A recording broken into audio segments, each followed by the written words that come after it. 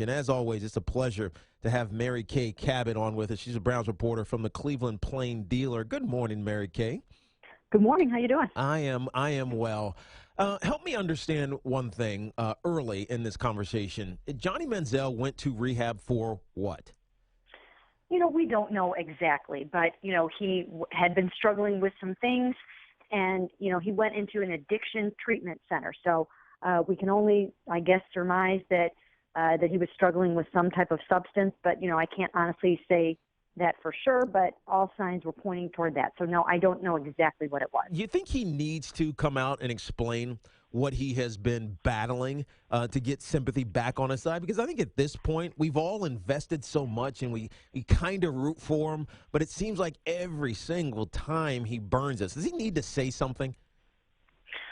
Well, it might not hurt for him to do that. I mean, if people knew that he was really battling a serious addiction of some sort, then yeah, you know what? I think that might help him. But I also think that you don't want to give people the impression that because he's battling that it's okay for him to go out and drink, because I don't think there's any chemical abuse counselor in the entire world that would tell someone who spent 10 weeks in addiction rehab that it's okay to go out and be drinking in your first, 8 months out of rehab. So, that might give people the wrong impression. I've got a lot of people right now that are saying, hey, maybe alcohol wasn't his thing. Well, maybe that wasn't his primary addiction, but it's not going to help him to be out drinking. Yeah, no, that's what I felt. And we're talking to Mary Kay Cabot from the Cleveland Plain Dealer, and that's what I thought. It was, yeah, well, he was in rehab, but we don't know what he was in rehab for. It could have been in for some behavioral issue, or it could have been cocaine, because we saw him with the rolled-up dollar bill in one of those pictures in the offseason. But at the same time, there is an expectation that it feels like he's not meeting. Well, we know he's not meeting within the Browns. And as I listened to Coach Pettin yesterday, it felt like he was a disappointed dad. More so than a coach who had just had enough. You know what? I think you're right about that, because here's the thing. They were actually really getting very excited about Johnny Manziel in this organization from what they saw in the Pittsburgh game, what they saw in the first half of the Cincinnati game, where he was not only running around and making plays, but also learning to operate from within the structure of the pocket a little bit. Now, granted, he had a long way and has a long way to go, but there were signs that, hey, you know what? Maybe he can do this. So they went out and they gave him the keys to the castle, and they told him, don't screw up over the bye week. He promised them that he wouldn't, and then he did.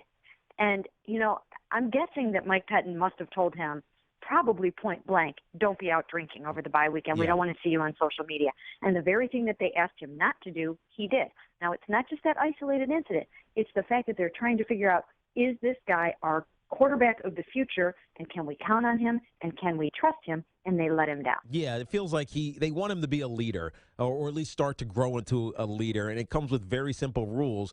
But in his defense, shouldn't anybody be allowed to do that? Right? It's your bye week. We don't know how drunk, or if he was really drunk at all. He probably was, but we don't really know. He was just having fun in his hometown. Shouldn't we give him the benefit of the doubt, or has he not earned that right anymore? Again, it's not just, if any of the other 52 guys on the active roster had gone back to their hometown and had a couple of drinks, and I'm sure they did. I'm sure they did. And I'm sure they did. It would not have been an issue. This is a young man who the organization, they stuck by his side all last year throughout, the obvious problems that he was having. And they stuck with him because he went to rehab. This is a young man that is fresh out of rehab. So that's the difference here. This is not just about somebody going out and having a couple of drinks. This is about somebody possibly going off the wagon and needing perhaps more help. Yeah, because it felt like he needed it, right? He needed to do this. He needed to be out and partying and carousing in all hours of the night. Two-day bender is what has been reported as. Mary Kay Cabot from the Cleveland Plain Dealer. So the brass tacks here, are they done with Johnny Manziel, the Cleveland Browns? You know what? I'm surmising, and this is just my own opinion. I do think that they're done. I do think that this is a sign that if they're not willing to take a look at him in these final 6 games to see if he is the quarterback of the future, then they have to move on. I mean, they've got to find a new quarterback of the future. And they've got right now what would be probably the number 1, number 2 pick in the draft. And so they have to look long and hard at finding their franchise quarterback. And if they thought Johnny was that guy, then I think that they would be trying really hard to get him in these final 6 games. Mary Kay, what is the fan base in Cleveland feeling? What are they feeling right now? Is it frustration? Is it disappointment? Is it anger? What are they feeling right now? The vibe that I'm getting is just a lot of anger, a lot of disgust. A lot of people are done. Johnny obviously is a very polarizing figure. So you've got a whole segment of the population that loves Johnny Manziel. They think the Browns are overreacting. They're very, very angry that Mike Pettin has benched him. They don't understand it. They want Mike Pettin fired. So you've got that whole group. He really is, a very popular cult figure throughout the whole entire country. So this draws a lot of strong reaction. But then there's a whole other segment of the population that, they're finding other things to do on Sunday afternoons. There's a lot of people that are fed up around here.